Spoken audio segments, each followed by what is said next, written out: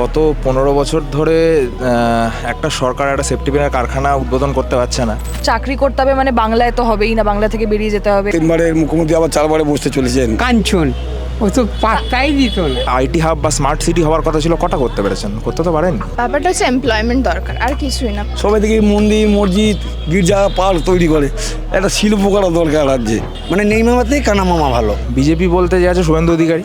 1500 টাকা দিয়ে কি হবে? 1500 টাকা দিয়ে কিছুই হবে না। কিছু একটা দিচ্ছি, সেটা নিয়ে শান্ত থাকো আর কি। জেনজিরা চাকরি করতে হবে, অতএব চাকরি যেখানে, নারী নিরাপত্তা যেখানে। পরিবর্তন তো দরকার, এই তো 15 বছর করলো। হুগলি জেলার টাফ আছে। একটা সেক্টর 5 তৈরি করার পর একটা সেক্টর 6 যদি হয়, একটা সেক্টর 7 যদি হয়, তো দিদির দিকেই যাবে একদম শিওর। না, সেফ নই আমরা, জাস্ট 9টার সময়। Employment is very necessary but so is safety. Doctor হয়ে সেখানে যদি উনি নিজের হসপিটাল নিজের জায়গাতে সেফটি না পান, তাহলে তো। দ্য ওয়ার্ল্ড স্পেশাল 26 আজকে সারাদিন ঘুরেছে হুগলি জেলায়। হুগলি জেলায় ভোটের হাওয়া ঠিক কোন দিকে সেটাই আমরা জানার চেষ্টা করেছি। এখন আমরা দাঁড়িয়ে রয়েছি উত্তরপাড়া বিধানসভার মধ্যে দোলতলা ঘাটে। এখানে প্রত্যেক সাধারণ মানুষের আসা যাওয়া লেগেই থাকে এবং আমরা জানবো যে সাধারণ মানুষ কি বলছে, এখানে ভোটের হাওয়া কোন দিকে। আসুন জেনে নিই। দাদা, এখানে ভোটের হাওয়া ঠিক কোন দিকে, কি বুঝছেন? এখন কিছুই বোঝা যাচ্ছে না, সবাই তো প্রচারে নেমেছে। এখন কোথায় যাবে বলা যায় না। সেই ব্যালট বাস্কতে যখন দেবে তখনই বোঝা যাবে যে কোথায় পড়ছে। না, আমরা সারাদিন ধরে জেলায় ঘুরলাম, হুগলি জেলায়, তো নানান রকম সমর্থকরা নানান রকম কথা বলছে। আপনাদের মতন সাধারণ মানুষদের কাছ থেকে আমি জানতে চাচ্ছি যে সাধারণ মানুষ কি বলছে, মানে কি মনে হচ্ছে যে এখানে যারা ছিল তারা কেমন কাজ করেছে বা পরিবর্তন কি চাইছেন? এর আগে তো তৃণমূল যে ছিল সে ভালো কাজ করেই না। কাঞ্চন ও তো পাত্তাই দিত না। দেখা গেছে নাকি শুধু টিভির পর্দাতেই দেখতে পেতেন? টিভির পর্দা, আর কিছু এখানে রাস্তা পথে ঘাটে দেখা যায়নি? না, ও তো গ্রামে গঞ্জে যায়ই না। এই যে এবারে এখানে প্রার্থী মীনাক্ষী মুখার্জি সিপিএম এর, অন্যদিকে রয়েছে কল্যাণ ব্যানার্জির ছেলে শীর্ষান্ন ব্যানার্জি। তো কি মনে হচ্ছে যে কার পাল্লা ভারী, কি বুঝতে পারছেন? যদি মীনাক্ষী যদি ঠিক করে, মীনাক্ষী হয়তো জিতে যেতে পারে, এইটাই হয়তো আভাস আছে। তাছাড়া আর কিছুই বলতে পারছি না। এই যে ভোট দিতে যাবেন, এত বছর ধরে যে ভোট দিচ্ছেন, নিশ্চয়ই ভোটের আগে কিছু জিনিস মাথায় থাকে যে এই জিনিসগুলো আমি মাথায় রেখে ভোট দেব। এইবারের নির্বাচনে কি ভেবে ভোট দিতে যাবেন, মানে কি ইস্যুগুলো মাথায় ঘুরছে? নিরাপত্তা, কর্মসংস্থান, এসআইআর, কি বলবেন? নিরাপত্তাই তো আসল জিনিস। এখন সেইখানে গণ্ডগোল হলে আর যাওয়া আছে উচিত, এখন আর যাওয়াই নেই। আমিও তো একদিন ভোট নিয়ে এসেছি, বলছেন কি, আমিও ভোট নিয়েছি, চারিদিকে ঘুরেছি, হ্যাঁ, কিন্তু হাল ওই বাস্কের মধ্যেই সব কিছু। সেসব পুলিশ থাকলেও নিয়ে চলে যাচ্ছে। হ্যাঁ, এরমও ঘটনা ঘটেছে ধনেখালিতে, জানেন। আমরা যখন বেরোলাম, কারণ তুমি ফায়ার করো, নন বেঙ্গলি বলছে নেই নেই নেই, তারা কে গুলিয়ে অর্ডার দেগা। এই তো দুনিয়া, ও তো ভয়টা তার মানে রয়েছে এখনো, কি সেই ভয় রয়েছে? সেইরকম চলবে, তার চেয়ে আর বেশি কিছু হবে না। তাহলে কি বলছেন, মানে পরিবর্তন কি দরকার? পরিবর্তন তো দরকার। এই তো 15 বছর করলো, সিপিএম 34 বছর করেছে, পরিবর্তন করেছে। এটাকেও একবার পরিবর্তন করে দরকার দেখা যে কোন দিকে যায়। এই দেশের অবস্থা পরিস্থিতি কেউই ভালো করতে পারবে না, অর্থনৈতিক অবস্থা খুব খারাপ। আমরা ওই বড় বড় কনফারেন্সে মিটিংয়ে গিয়ে এখন রিটায়ার হয়ে বসে আছি, খুব সুবিধে নয়। যে যেমন ধান্দা পাচ্ছে পকেটে পড়ে যাচ্ছে। এই কাগজ পড়ে এলুম, সিডি যে পুলিশ, সেও প্রাপ্তন, সেও চুরি করেছে। আজকে সে কাগজে পড়ে দেখে আনলে এই কী রে ভাই, এই কী করেছে? সাধারণ মানুষের তাহলে যাবে কোথায়? মানুষের জন্য কে আছে? কেউই নেই। কেউ আছে আপনি বুঝতে পারছেন? এই দুনিয়ায় কেউ সাধারণ মানুষের জন্য নেই, সব নিজের আখেরটা গুছিয়ে নিয়ে চলে যাবে। এই হচ্ছে, জানেন তো। আর কি বলবো, জিজ্ঞেস করবো যে দাদা, আপনি কি বুঝছেন যে ভোটের হাওয়া ঠিক কোন দিকে, কি মনে হচ্ছে? ব্যাপারটা এখন যেটা আছে আমাদের মনে হয় এটাই ঠিক আছে। এই সরকার এই যে 15 বছর কাজ করেছে, প্রত্যাশা পূরণ করতে পেরেছে? অনেকটা হয়েছে, অনেকটা যেমন ছিল অনেক কিছু হয়েছে, উন্নতি হয়েছে। কিন্তু এই যে বিরোধীরা বলছে যে কর্মসংস্থান নেই, এই যে এত দুর্নীতি, এত যে নারী নিরাপত্তা নিয়ে প্রশ্ন, এগুলো কি মানে সাধারণ মানুষের মনে একটা, এখন বাইরে বেরোতে পারছি, মেয়েরা বাড়ি যেতে পারছে, অনেক বেটার। আমি তো ভালো বুঝি। এই যে এখানকার যে প্রার্থীরা, মীনাক্ষী মুখার্জি, অন্যদিকে দীপাঞ্জন চক্রবর্তী, একদিকে রয়েছে শীর্ষান্ন ব্যানার্জি, কি মনে হচ্ছে কার পাল্লা ভারী? টিএমসি মনে হচ্ছে। হাওয়া এদিকে টিএমসির। টিএমসি আপনারা তো এখানে এত বছরের বাসিন্দা, এখানের মেন ইস্যুগুলো কি উত্তরপাড়ার, যেগুলো মনে হয় যে সরকার যারা ছিল তারা কিছুটা হলেও সলভ করতে পেরেছে বা পারেনি, যে সরকার আসবে তাদের এইগুলো আগে সলভ করা উচিত, কি বলবেন? এখন যেগুলো যে দিচ্ছে লক্ষ্মীর ভাণ্ডার আর যেগুলো দিচ্ছে এখন, সেগুলো অনেক কিন্তু অনেক কিছু বলছে, কিন্তু সেগুলো কি হবে আশা করি না। এখন যেটা হচ্ছে মোটামুটি ঠিকই আছে, এটাই ভাবি আর কি। ঠিক আছে। আপনি বার্ধক্য ভাতা পান? না। আপনার বাড়িতে কেউ লক্ষ্মীর ভাণ্ডার পান না? হ্যাঁ, লক্ষ্মীর ভাণ্ডার পায়। উপকার হয় সেই 1500 টাকায়? কিছুটা হয়তো। কিন্তু এই যে বিজেপি বলছে যে তারা ক্ষমতায় এলে 3000 টাকা দেবে। দিল্লি দিয়েছে, দিল্লিতে বা ইউপিতে যেগুলো পেয়েছে ওরা দিচ্ছে কি, কিছু দেয়নি, রিটার্ন করে নিয়েছে। তো যেটা আছে মোটামুটি এটাই ঠিক আছে। দাদা কি বুঝেন যে ভোটের হাওয়া এই উত্তরপাড়ায় হুগলি জেলায় কোন দিকে? তো মোটামুটি আপাতত শিওর কিছু বলা যাচ্ছে না, ত্রিশঙ্কু লড়াইয়ের জায়গায় একটা আসছে, কমপ্লিটলি বলা যাবে না কিভাবে কি হচ্ছে, তো রেজাল্টই বোঝা যাবে। তবে খুব টাফ আছে এইবারে টাফ, হুগলি জেলার টাফ আছে। আচ্ছা, আমি যদি শুধু এই উত্তরপাড়া বিধানসভার কথা বলি, যে প্রার্থী যারা রয়েছে, সিপিএমের মীনাক্ষী মুখার্জি, অন্যদিকে তৃণমূলের শীর্ষান্ন বন্দ্যোপাধ্যায়, অন্যদিকে আবার দীপাঞ্জন চক্রবর্তী, এই দিকে মনে হচ্ছে ইকুয়েশনটা কি, কোন দিকের পাল্লাটা ভারী, কি বলবেন, কি বুঝছেন? মোটামুটি যারা ছিল তারাই থাকবে, এটা বেশিরভাগ চান্স মনে হচ্ছে। ঠিক আছে, এবার পাবলিক বলবে, মানুষ যেভাবে ফেসিলিটি পেয়েছে সেইভাবে তারা একটু করবে, তারা সেইভাবে বিচার করবে।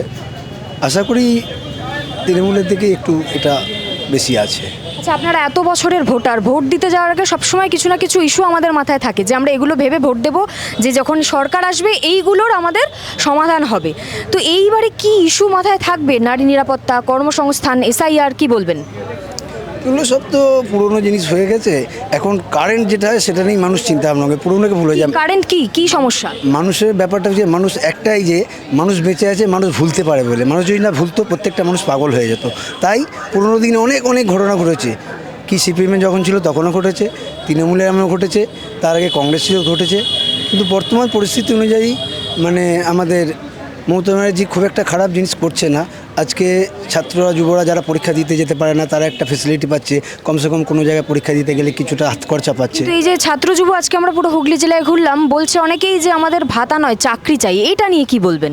চাই তো সবাই, চাকরি হলে তো খুবই ভালো হয়, কিন্তু না হলে কি করা যাবে? চাকরি দিতে যাওয়ার মতো যাদের সামর্থ্য নেই তাদের পক্ষে একটা সুবিধা হচ্ছে, ধরুন হলো না, এই 15 বছর পেলো না, চাকরিও হলো না, সেক্ষেত্রে কী হবে? সেক্ষেত্রে কী হচ্ছে, না চাকরি দিতে যেতে পারলো, না চাকরি পেলো, এটা বোঝার চেষ্টা করতে হবে। ঠিক আছে, সেক্ষেত্রে হচ্ছে যে চাকরি তো নেই বলছে, তাহলে চাকরি নেই, যেহেতু চাকরি দিতে যাবার একটা পরিস্থিতি আছে, অন্য রাজ্যে গিয়ে যদি চাকরি পায় তাহলে কী হচ্ছে, সেক্ষেত্রে তারা একটা সুবিধা পাচ্ছে, মানে নেই মামাতেই কানা মামা ভালো, এই হচ্ছে বড় কথা।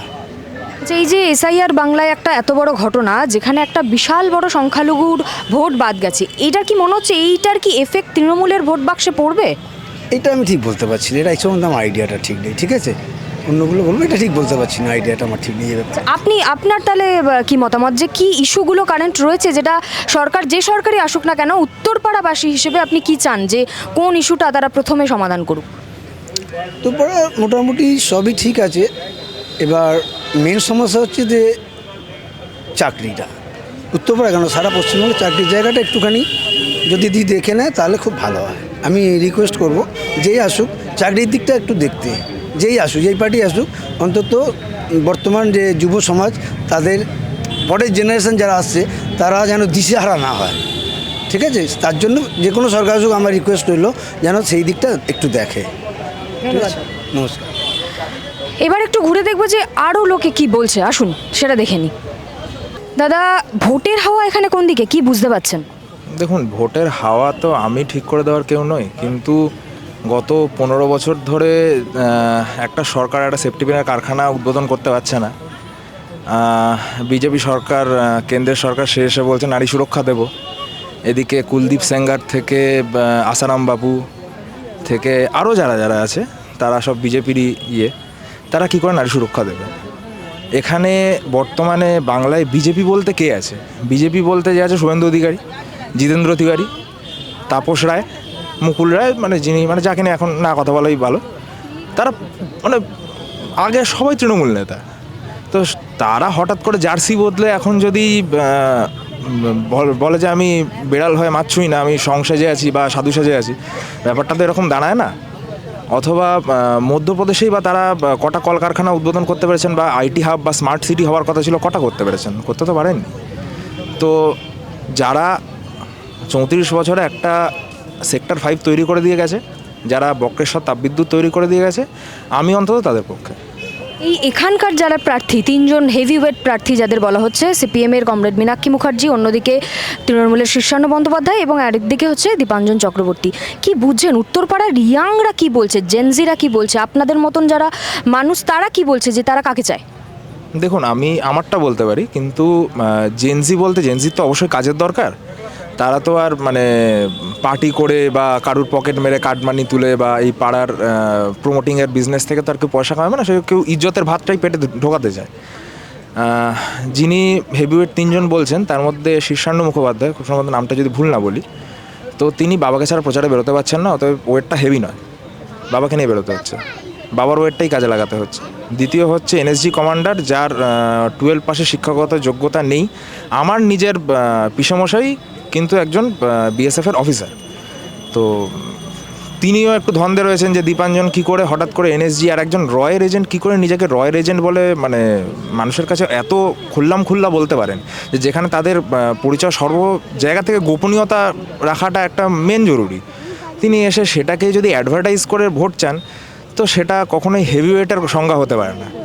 আর অবশ্যই যে কাজের কথা বলবে, যে মানুষের কথা বলবে, যে রাস্তায় কেন জল জমছে তার কথা বলবে, আর রাস্তা কেন এখনও খোঁড়া রয়েছে সেই কথা বলবে, যে উত্তরপাড়ায় কটা কলকারখানা বন্ধ রয়েছে সে কটা চালু করতে হবে, বিভিন্ন জায়গায় স্কুল কলেজ বন্ধ হচ্ছে সেগুলো যাতে আবার খোলা হবে, তাকে আমি হেভিওয়েট প্রার্থী বলে মনে করছি। তার একমাত্র নাম মীনাক্ষী মুখার্জি। দাদা, এই বাংলায় যখনই ভোট আসে তখন আমরা দেখেছি যে নানান নেতারা তারা নানান রকম কর্মসূচিতে বেরিয়ে পড়েন, এবং ভোট দিতে যখনই আপনারা যান বা আমরা যাই, তখন নিশ্চয়ই কিছু আমরা ইস্যু মাথায় রেখে যাই যে এইগুলো আমরা ভেবে ভোট দেব, বা এইগুলো আমরা যে সরকার আসবে তারা চাই যে আমরা এইগুলো সমাধান হোক। তো এইবারে যখন আপনি ভোট দিতে যাবেন, কি মাথায় রেখে সেই ভোটটা দেবেন? এসআইআর, কর্মসংস্থান, নারী নিরাপত্তা, কি বলবেন? দেখুন, 3টে তো মূল বিষয় আছে, কারণ আমরা স্কুলটা পাশ করেছি যখন, স্কুলের মোটামুটি অবস্থা ঠিকঠাক ছিল, ভালো বলবো না, ঠিকঠাক ছিল, কারণ আমি পাশ করে গেছি প্রায় 16-17 ওই সময়টা। আর কলেজে ভর্তি হওয়ার সময়তেও আমি সেন্ট পলস কলেজ থেকে পড়েছি কলকাতার রামা স্ট্রিটে, তো সেখানেও প্রায় সরকারি কলেজ হওয়া সত্ত্বেও 10,000 থেকে 12,000 টাকা দিতে হয়েছে, যেটা আমার পক্ষে সুবিধা হলো। সবার পক্ষে তো এখানে দেখুন না কতজনের পক্ষে 10,000 টাকা 12,000 টাকা পার সেমিস্টার দেওয়ার সুবিধে বা কেউ দিতে পারছে, এইটা একটা বিষয়। আমি বর্তমানে টিসিএসে কাজ করলেও টিসিএস, কগনিজেন্ট, উইপ্রো ছাড়া আর কনসেন্ট্রিক্সের খুব একটা কম বেশি প্রজেক্ট ছাড়া আর কোনো প্রজেক্ট নেই বা কোম্পানি নেই। সেই ফিনটেক হাবগুলো কীভাবে হবে, মানে ফিনটেক হাবগুলো যেখানে যদি হয়, এখানে একটা সেক্টর 5 তৈরি করার পর একটা সেক্টর 6 যদি হয়, একটা সেক্টর 7 যদি হয়, আমি সেই দিকে কর্মসংস্থান 1, 2 হচ্ছে নারী নিরাপত্তা। মানে নারী নিরাপত্তা কে দেবে? মানে একটু আগে আপনারা হয়তো ছিলেন না, তো কয়েকজন লোক এসে হঠাৎ করে এখানে জড়ো হয়ে বললেন যে আমার এখানে একটু বাইক জমে গেছে, বাইকগুলো কেন জমে গেছে, আমি এখানে লাথি মেরে বাইকগুলো ফেলে দেবো।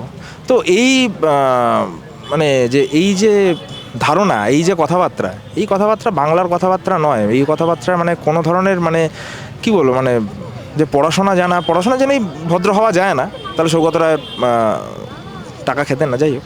কিন্তু সেই বিষয়টা বাংলার মানুষ চায় না। বাংলার মানুষ একটু শান্তভাবে বাঁচতে চায়।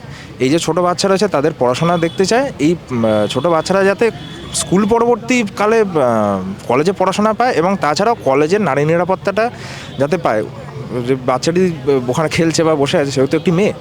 আমরা কসবা ল কলেজ দেখেছি, আমরা আরজি কর দেখেছি, আরও মানে কামদুনি থেকে আরম্ভ করলে সে তো 2011 পর থেকে তো আমরা একটার পর একটা ঘটনা দেখছি, সুজেটের ঘটনা দেখেছি, প্রচুর ঘটনা দেখেছি। অতএব নারী নিরাপত্তা এ রাজ্যে বর্তমানে মুখ্যমন্ত্রী নারী হলেও সে নারী নিরাপত্তা নিয়ে কী ভাবছেন সেটা হয়তো আমার মনে হয় না। গাছোয়া হয়ে গেছে বলে তো 26,000 চাকরি চলে যাওয়ার পরেও মানুষ তারপরের দিন থেকে সেক্টর 5 ব্যাগে মানে কাঁধে একটা ব্যাগ ঝুলিয়ে ওই তো এরা তো করেছে, কী পেলো, এরা তো লাঠির বাড়ি খেলো বলে অফিসে ঢুকে যাচ্ছেন, তারপরে আবার গাড়ি নিয়ে বাড়ি চলে আসছেন, বাড়িতে এসে আবার পরের দিন সেম রুটিন। মানুষের হয়তো একটু খুব স্মৃতিটা ক্ষণস্থায়ী। প্রত্যেক মানুষের পেটে যখন লাথি পড়বে তখন হয়তো তারা একটা না একটা সময় বুঝতে পারবেন। কিন্তু জেনজিরা তো অবশ্যই তারা পূর্ববর্তী মানুষেরা সময় কাটিয়ে চলে এসছেন, চাকরি পেয়ে গেছেন, চাকরি হয়তো ছেড়ে দেবেন।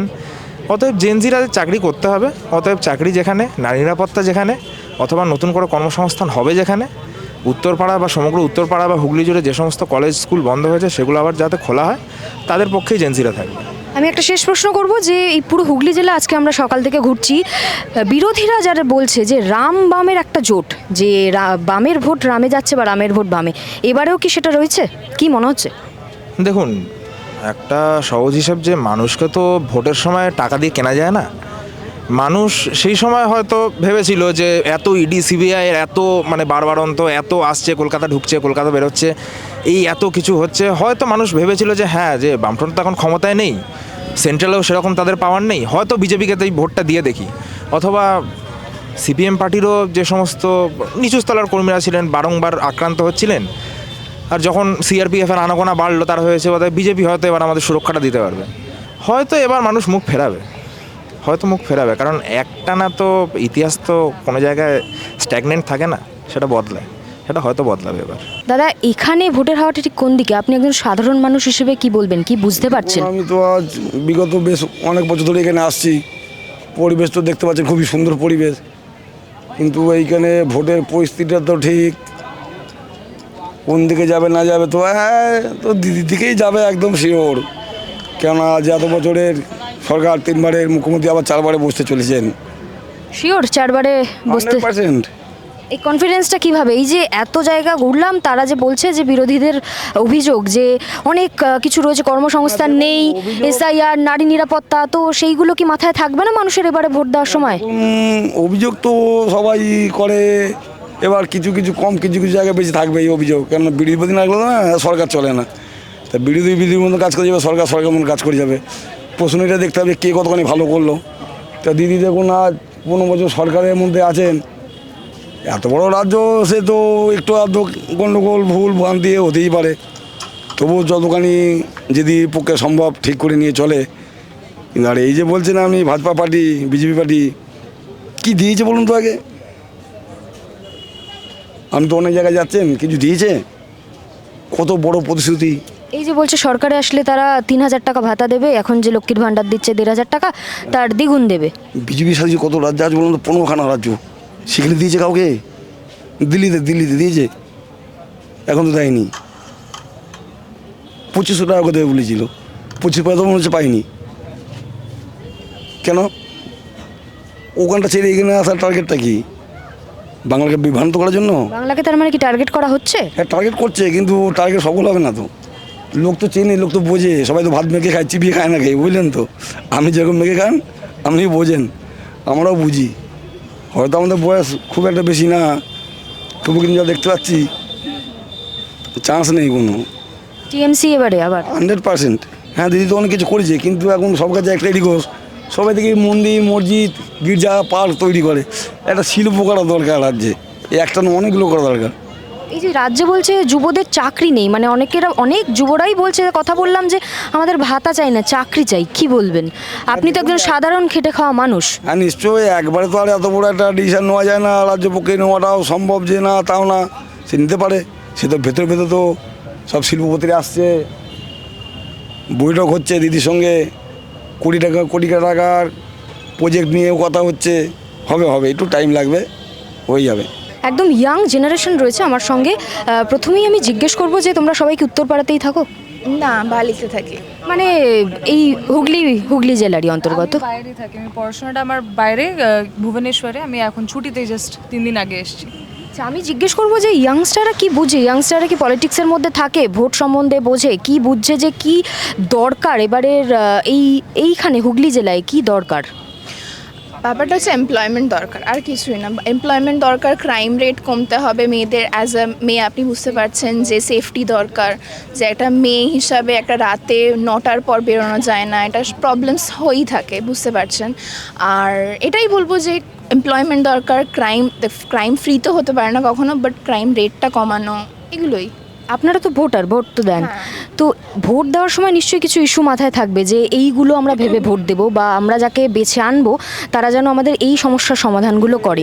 কি মনে হচ্ছে যে এইবারে যারা প্রার্থী কোন দিকে ওয়েটটা বেশি, কি বুঝছেন? জেনজিদের মধ্যে কি কথাবার্তা চলছে? আপনাদের মতন ইয়াংস্টাররা কি বলছে, যে পরিবর্তন দরকার নাকি যে সরকার ছিল তারাই থাকুক?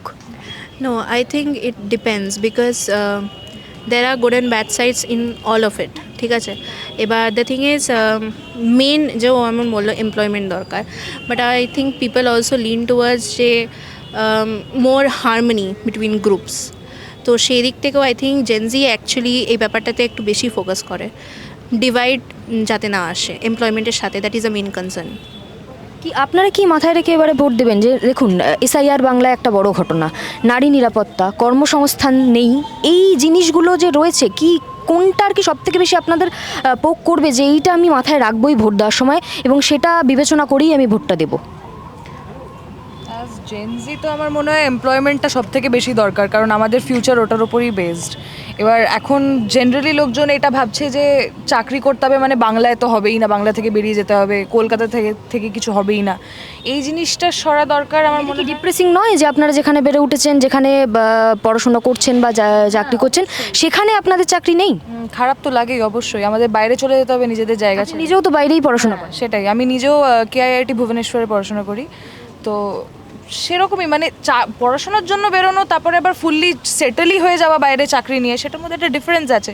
এখানে যদি স্কোপ থাকে ডেফিনেটলি এখানেই সেটেল হওয়ার চেষ্টা করব, কিন্তু যদি সেটা না হয় তাহলে তো বাইরে যেতেই হবে, কিছু করার নেই। আই এগ্রি এটা।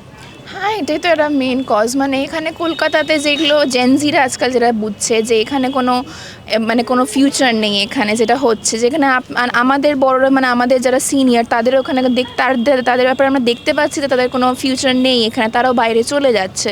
সো এটা একটা খুব বড় একটা কনসার্ন যে আমাদের যেখানে গড়ে উঠেছি, যেখানে বেড়ে উঠেছি, সেখানেই যদি আমরা না থাকতে পারি, মানে একটা হোমল্যান্ড বলে একটা ব্যাপার থাকে, সেই হোমল্যান্ডে যদি আমরা না পাই কিছু, তো এটা তো একটা বড় কনসার্ন। এই যে এখনকার সরকার বলছে যে চাকরি দেবো, তো আপাতত চাকরি যাতে ইন্টারভিউতে যেতে অসুবিধা না হয় বা বাবা মার কাছে যে হাত পাততে না হয়, তাই যুবসাথী দিচ্ছে 1500 টাকা করে। আপনারা কেউ নেন যুবসাথী?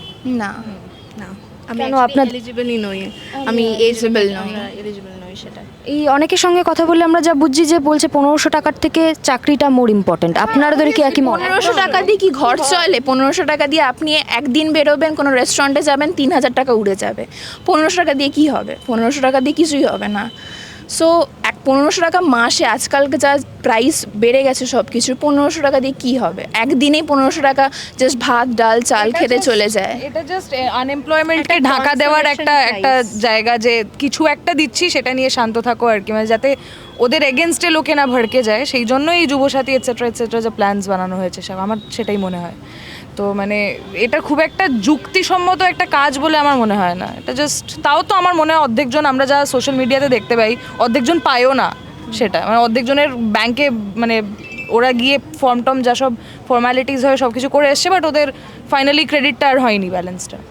তো এটা একটা জাস্ট কি বলবো মানে হ্যাঁ কনসোলেশন প্রাইস, এটা একটা consolation prize. You don't have this, তো এটা নাও। এবার আমি শেষ করব, আমরা শুরু করেছিলাম যেটা দিয়ে, তিনজনই আপনারা মহিলা, আমিও একজন মহিলা। নারী নিরাপত্তা, এই কলকাতা শহরে দাঁড়িয়ে আমি যদি বলি, কলকাতা ছেড়ে দিন, হুগলি জেলায় নারী নিরাপত্তাটা কতটা এখনও অবধি আপনারা দেখতে পেয়েছেন, কতটা ফিল করতে পেরেছেন, আরও কতটা সেটা ইমপ্লিমেন্ট হওয়া জরুরি, মাথায় রেখে যে কদিন আগেই অভয়া, কসবা এই কাণ্ডগুলো অলরেডি ঘটে গেছে, কি বলবেন?